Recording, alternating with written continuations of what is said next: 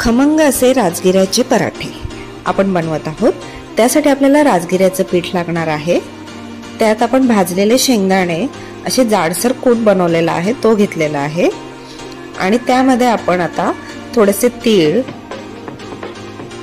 आणि उकडलेला बटाटा तो स्मॅश केलेला आहे आणि अद्रक आणि मिरचीची पेस्ट घेतलेली आहे। तुम्हाला मिरची कमी जास्त करायची असेल तुम्ही करू शकता। अद्रक जर तुम्हाला वापरायचं नसेल तर तुम्ही नाही वापरलं तरी चालेल। थोडंसं जिरं घेऊया। जर जिरं तुम्हाला वापरायचं नसेल तर नाही घेतलं तरी चालेल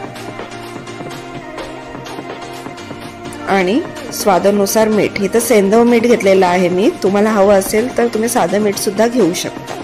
हे चांगलं आता आपण मिश्रण मिक्स करून घेऊयात।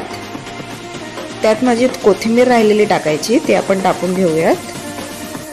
कोथिंबीर सुद्धा ऑप्शनल आहे, तुम्हाला हवं असेल तर टाका, नाहीतर नाही टाकले तरी चालेल। आणि थोडं थोडं पाणी घेऊन आपण चांगलं पीठ मळून घेऊया। घट्टसर पीठ मळायचं आहे, जास्त पाणी वापरायचं नाही। बटाटा सुद्धा जास्त वापरायचा नाही, एकच बटाटा वापरायचा आहे। आता आपण एकीकडे 10 मिनिटं ते रेस्ट होतंय आपलं पीठ, तोपर्यंत आपण चटणी बनवून घेऊया। भाजलेले शेंगदाणे, कोथिंबीर, मिरची, जिरं आणि स्वादानुसार मीठ, थोडंसं पाणी घालून आपण चांगली पेस्ट असं बारीक अशी चटणी बनवून घेऊया। ही बघा आपली चटणी तयार आहे। इथे 10 मिनिटं झालेले आहेत। आपण आता पराठे लाटायला घेऊया। थोडंसं राजगिऱ्याचं पीठ घेऊन त्या लाटून घेऊयात।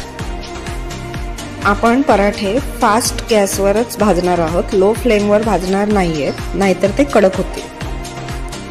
आता आपला पराठ्याला तूप लावून आपलं पूर्ण भाजल्यानंतर आपण तूप लावून घ्यायचं आहे।